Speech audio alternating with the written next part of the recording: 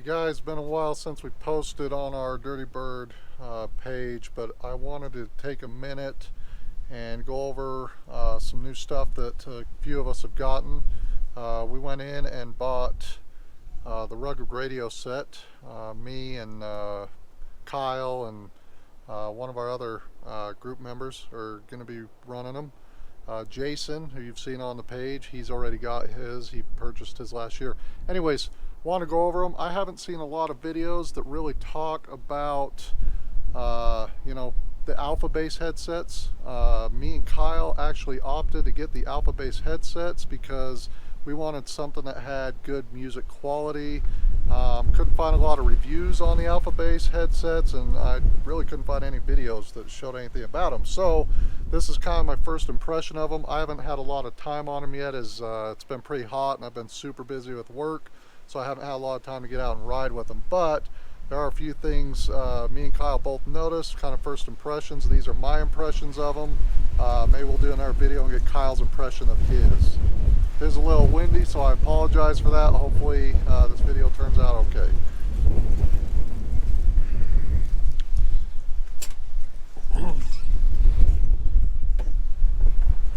So, starting off in the machine, what we've got is, when I ordered this, I ordered over Memorial Weekend, so there's a 20% discount that I got. So all said and done, I think with the Rugged M1 radio, the 696 Plus intercom, I went with the center mount system, and then I've got 4 headsets, 2 which are just the standard headsets that come with the kit, and then 2 are upgraded to the Alpha Bass. So far, again, first impressions, a little use on it. I really like the system. I did have a bad audio filter. I'm still waiting to get that warranty through Rugged, but I've been in contact with them, and truthfully, their customer service has been top-notch so far, so I haven't had any issues. I called and asked them a couple questions regarding some of the install stuff, and they were super helpful. There are other few things I will mention in this as I go through this video besides just the Alpha Bass, and maybe I'll hit on those first. The install honestly was more difficult than I thought it was going to be. I wouldn't say it's real hard work. It's just with the coax cable, it comes at a pre-cut length. One big thing that they mention in their instructions, and I have seen on a few other videos, but do not coil the coax cable. That will hinder your performance a lot. So you got to make sure that coax cable's ran kind of the long ways around the machine. Don't run it down the tunnel because you're going to have a lot of extra at that point. They do recommend, if you do have extra, that you can cut the end off. They have other ends that you can order from them, and I think they have a toolkit on their website as well. But one of the other things I felt like, for as much money as this was, I do feel like some of the fit and finishes could be done a little better, honestly. For instance, with the dash mount kit, I did notice, and Kyle had to do the same thing, but we both had to notch right here, we both had to notch that right there for that middle dash mount to really fit in there good. Otherwise it was hitting that and it was kind of sitting up, and there was kind of a funny looking gap there that neither one of us liked. The other thing is too, is I felt like the intercom cables should really be cut more machine specific. The intercom cables, I have a lot of intercom cables that you gotta do something with behind this radio setup here, and I just felt like there was way more cable than what should have been there. When I did talk to Rugged about that, I did have concerns if I could coil those cables. They told me coiling the intercom cables was fine, again, just to keep them from other power sources to avoid interference. But there was, truthfully, I bet there was, I didn't measure it, but 8 feet extra cable or something that you got to figure out what to do with on at least the front 2 headset intercom cables. And then there's a decent amount even for the rear intercom cables. And I did run those down the tunnel. I kept them to the left side, as all my power stuff comes more down the right side of the tunnel, so I tried to keep them left. So far I haven't really noticed any interference, other than I do have some motor whine that you can hear in the cheaper headsets more than the Alpha Bass, but again, I have to get that audio filter in. I'm still waiting on that, so I haven't had that audio filter installed. It had an issue with some connections. When I had it installed, the radios were turning on and off intermittently, and once I bypassed all that and just kind of hooked it up without those, everything's worked fine ever since. So like I said, Rugged's taking care of me on that. I appreciate it. I just got to get the parts sent back to them.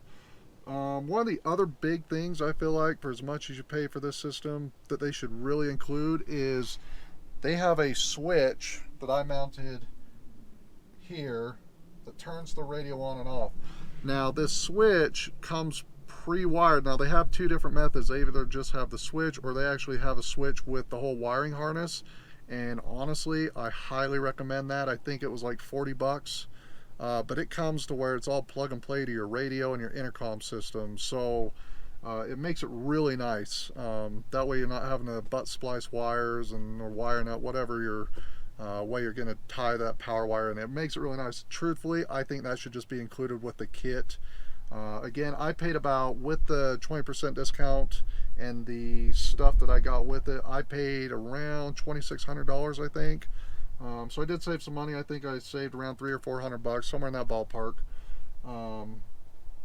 But I think that switch is critical, that they should just include that in all their kits. They do call this the Can-Am X3 kit, and all I've really seen with the kit is, yeah, you get the radio, you get the intercom, and the headsets. You're not putting it all together individually, but other than that, really the only benefit I think of the kit is you're getting that center mount, and you can also opt for the upper mount that goes now kind of goes right here. I have this electronic holder here because I'm running an iPad for my GPS stuff when I'm running, or my cell phone, either way. So I've got the middle dash kit here. Once you get everything installed, it looks really clean, unless you really get down and look at some of the lines and things like that. Then, like I said, some of the fit and finishes I feel like could be a little bit better. They've had plenty of time to get it dialed in for this machine. But that is kind of what I'll say about the install. It was more work than I thought it was going to be. I thought it would be a little cleaner with their wiring and stuff, but unfortunately, you get so much extra intercom cable with this, you got to coil it up and zip tie it and kind of just wad it up behind this radio. Or I guess you could maybe make loops in the tunnel, but then your tunnel starts to become kind of messy with cables. They're gonna, add other accessories and stuff like that. You're gonna be fighting with them later on. So just a couple things. Rugged, if you see this, no hard feelings, but I do feel like you guys could probably do a little better job with maybe making them a little more machine specific. I know that probably takes more effort on your end, but you do pay, the customer pays a lot of money for this. Again, I'm not saying anything bad about their system. I think it's top notch. So far, I've been super impressed with the clarity using the radios with my family. They all seem to like it a lot. I did use the cell phone Bluetooth feature, and a buddy of mine that I called, just talking on the headsets, came through clear as day. He could hear me like I was talking on the phone, so that was really nice.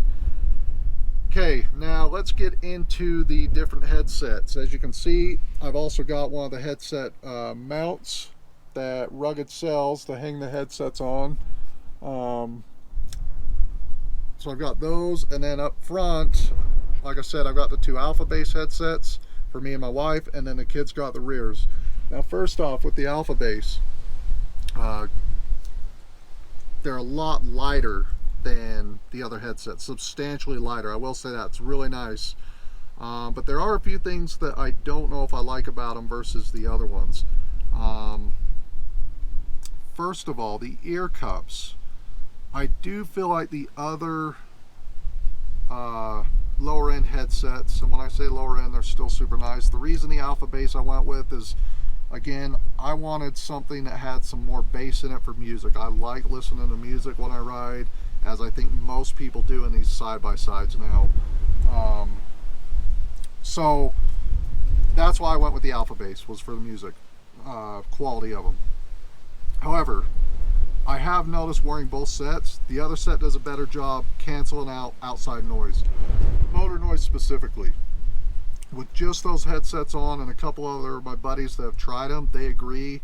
The cups are different. They got like a gel foam cup on the other ones that I have. I do kind of like the way they feel around my ear a little better. I feel like the Alpha Bass could do a better job of blocking out more of the noise. I haven't seen on their website where you could change these cups, at least the foam padding that they have, the ear pad there. I haven't seen where you can buy like a gel cup to put on these and try and help with that. One of the other things, to be quite honest, is I got listening to these, I was a little bit disappointed in the bass of them.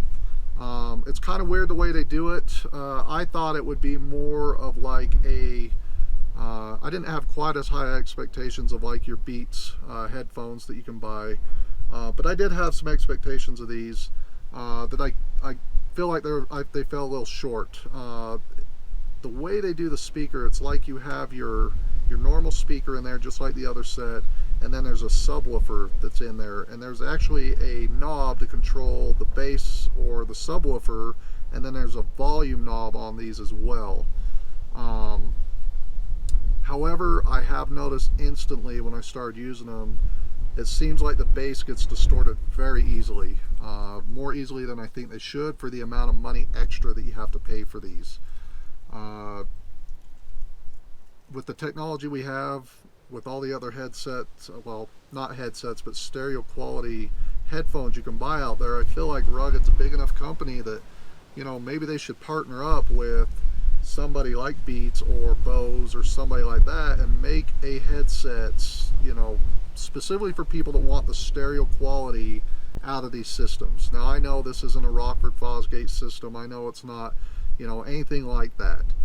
But again, these are a lot more money than the other ones. I do feel like they could do a better job. As big a company as they are, I believe they're a proud company in their product. I know they are. They say it all the time. Again, it's a good quality product. I'm not dogging on their product other than I do think they could do a little better job of that.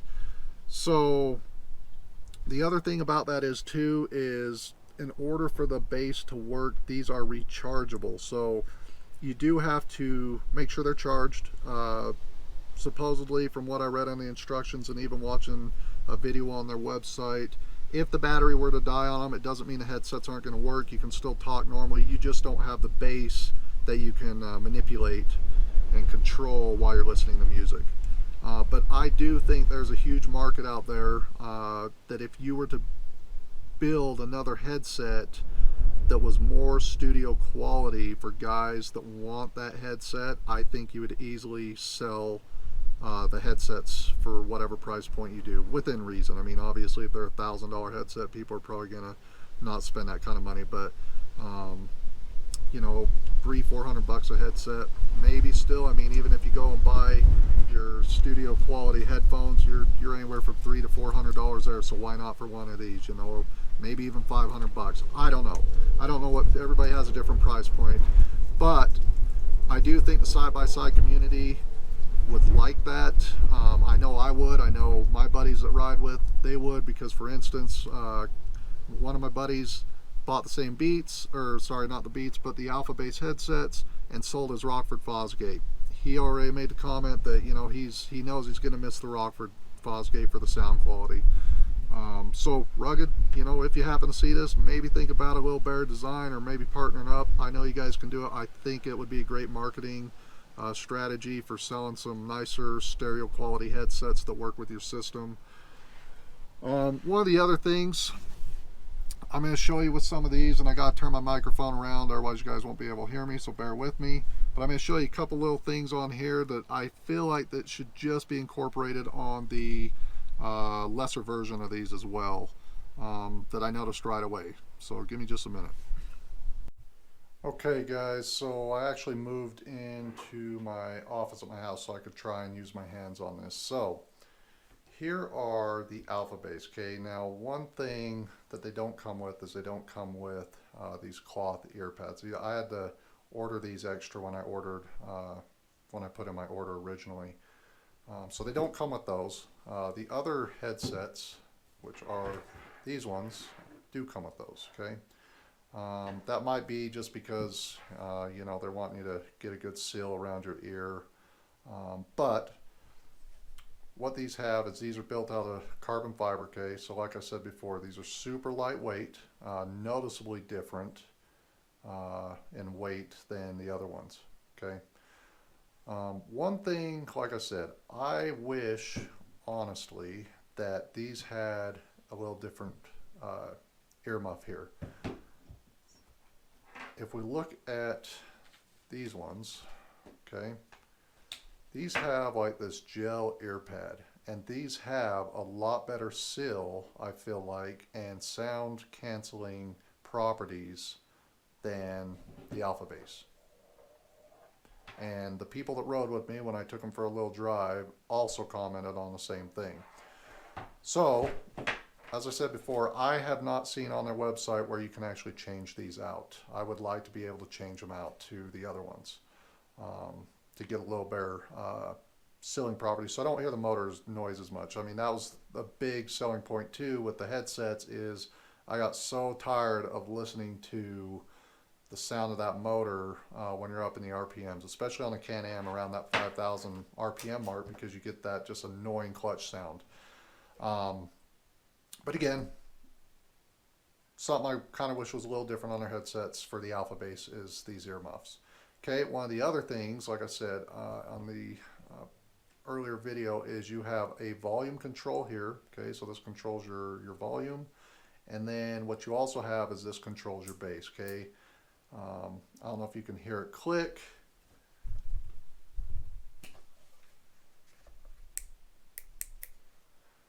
But you can click it on and off, okay? And there's a little status light, as you can see right here, that if I click it on, you know, it gives me a little status light. There's the charging port. Obviously, when it's green, they're charged. And then when they die, you gotta charge them back up. So that's one of the other things about these, that, you know, you gotta just remember to charge them, otherwise you might lose your bass. But like I said, as far as I know, if you discharge the battery all the way, it runs out, you just lose the bass quality, and you still got the rest of the intercom, because it's working through the wiring and not the batteries. The other big thing, or not big thing, but the other thing that's different on these as well, is this has a different type of cable. So this actually unplugs, okay? So you got this little pin cable, where on the other ones, it's kind of integrated. You cannot unplug it, okay? It's there. But you do have a longer cord on these ones. That's one thing I've already noticed with this. This cord here, again, you'd have to look on their site. I would say it's roughly 2.5, 3 feet, okay? Which sounds like a lot, but depending on the placement of where you put your input jack for this, you may pull it tight. So back to these, okay? So you got that jack that plugs in, got the bass, got the volume. The other thing I instantly noticed too between the two is on the Alpha Bass, you've actually got these nice little knobs, so that depending on who's using the headsets, they can loosen these up and adjust it for their head size, and then tighten them back up. Okay, so it's quick, easy, makes sense. However, on these ones, what you have is you've actually got a nut. Well, how annoying is that going to be, that if I size these for my kids who are going to be using them, you know, 90% of the time down to their head size, how annoying is that going to be that I've got to go now find a wrench to loosen that up, or keep a wrench in the car to loosen that up, adjust it for somebody else's head size, an adult or whatever it is, and then tighten them back up. That right there, I feel like, should just come standard, like on the Alpha Bass headsets, where it's just a knob. It's easy to deal with. You don't need any additional tools, and you can do it on the fly rather than having to dig out a wrench in the glove box or whatever it is. I'm not even sure what size that is, because I haven't even messed with it yet. Anyways, just another one I feel like rugged. You know, switch it out, make them the same, make it easy for people. People don't want to be digging for wrenches. You guys should know that. I know you do. And again, the quality of these ones are not bad. They just don't have much bass, or really any, when you're playing music through them. These are still really nice headsets.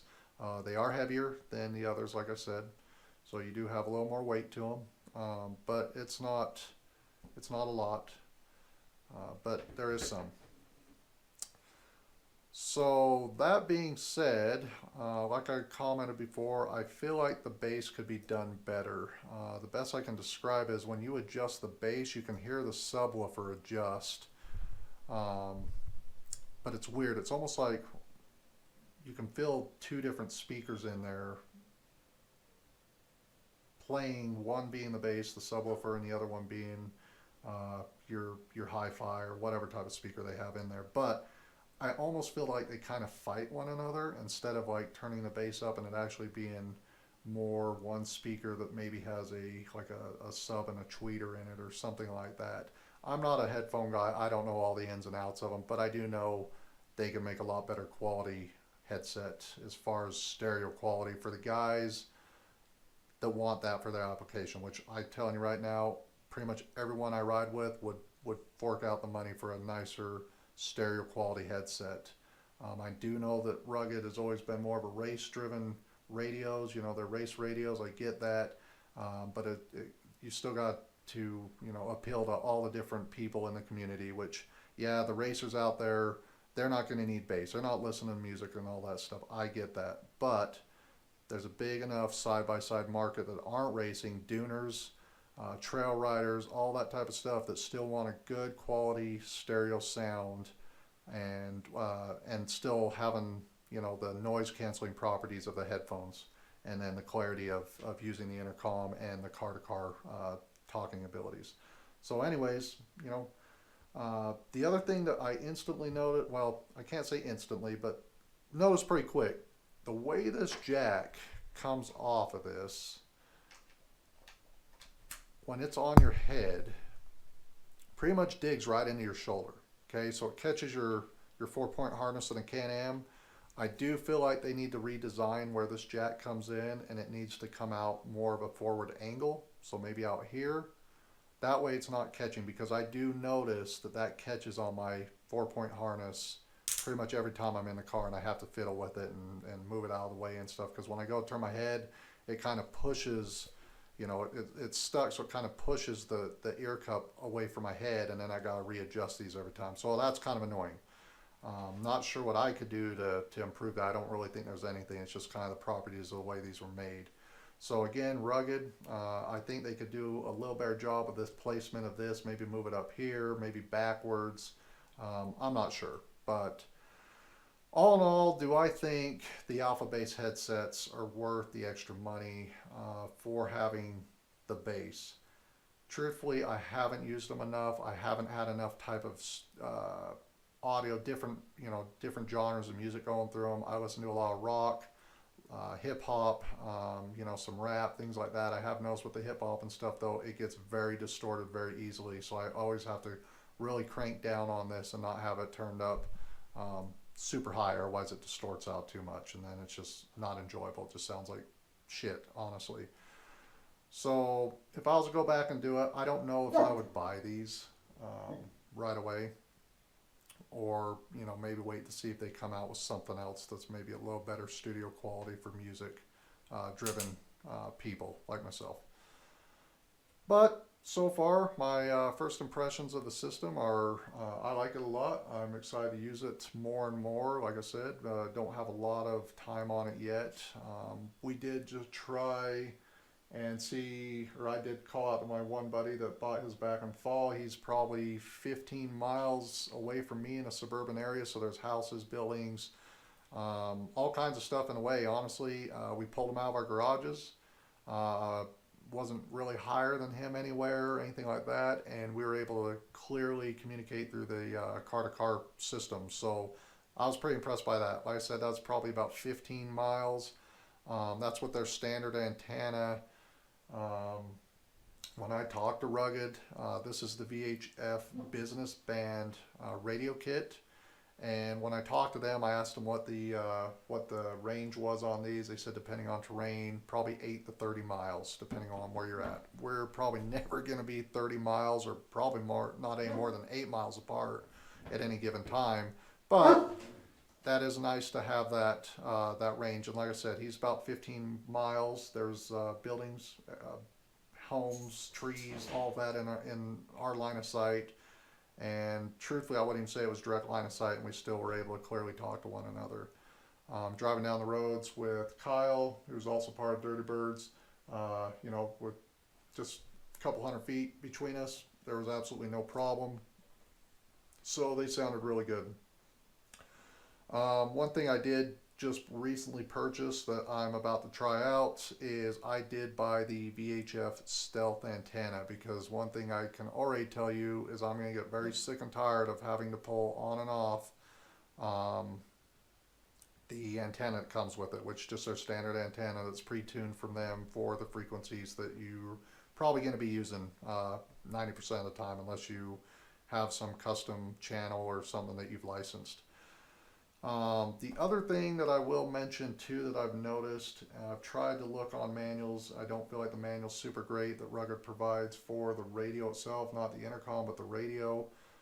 It's the M1 radio that comes with the kit, but it has a P1, P2 button. Um, you know, Typically with electronics or something or stuff like that, you can usually set certain settings, press and hold a button for a certain amount of time, and it programs that button for a channel or a setting or something like that. As far as I've tried to do it, I cannot get P1 and P2 to program to, for instance, they have a list of radio channels that are pre-programmed from the factory, Rugged 2, Rugged 3, plus a bunch of others, tons of them. However, I do know that we're typically going to use certain channels, and it would be really nice to just be able to program P1 and P2 for whatever channels we want to use, so that instead of having to turn the dial, which isn't a big issue, but if you're really far down in the channel range or something like that, it would be nicer to just hit P1 for a channel that you know is set to P1 or P2, and then I do know you can long press them and they're supposed to do something too. Looking into this, it looks like you can program those if you have the programming software. I did purchase some programming software and the cable so that I can get into the radio. I'm going to play around with it, and I'll do an update video to see what I found out. If you can actually program P1 and P2 more custom to whatever needs you have. But from the face itself of the radio, it doesn't appear, unless I'm doing something wrong, but it doesn't appear that you can program P1 and P2 just by long pressing it on a channel that you have. And I think that's something that should just honestly be standard with that radio like that. That's nothing that lots of other things can't do. Your vehicles can do it, all kinds of stuff. So Rugged, again, maybe make that something that's available on those radios. Maybe I'm doing something wrong. But again, I haven't found a video or a manual other than when I looked at the programming software and kind of looked at, once you get into the radio, it does have P1 and P2 listed in there for a short press, a long press, and it looks like there's some default channels that are already pre-programmed in there. And when you do push them on the face, if I'm on, like, let's say Rugged 3 and I push, if I push P1, it takes me back to the very first channel on the radio. So I do know that they're pre-programmed for those. It would be nice for most people to be able to program those on the fly or in their garage or whatever, because like I said, you might get out there and maybe other people have the same radios and they're talking on your, they're cross talking or something like that, and you want to just quickly switch over, tell everybody, hey, switch to Rugged 3 and hit a button and off you go. Rather than having to dial through and find a channel. I use Rugged 3 for an example, but maybe there's some other channel you guys are using in there, and you got to sit there and dial it in, stop the car, because now you're looking down at the radio versus, just say, hey, let's switch over to this. We know it's on P2, we hit P2, it's a done deal, and you just keep going without a blip. So anyways, I'm going to do another update video. I'll probably include Kyle and Jason on theirs to see once we got more time on this. If you guys would like to have any more information that I might be able to provide on anything I have here, let me know on the page, and we'll see what we can do about getting some more videos up. And but yeah, all in all, I don't regret buying these Alpha Base. I'll say that they are better, but there's definitely things on them that I feel like this has over these, and vice versa. But really the big thing about these is, like I said, it's more the earmuffs than anything. I don't really like these earmuffs very much. These just seem more comfortable. They seal up better, and less noise from outside. And like I said, these are supposed to be their top of line uh, radios, as far as, or sorry, not radios, but headphones, as far as I know. And for the price point and everything, I feel like they should be a little more than what they are. So that's all I've got to say about this. Till next time, this is Dan with Dirty Bird. Guys, have fun, ride hard.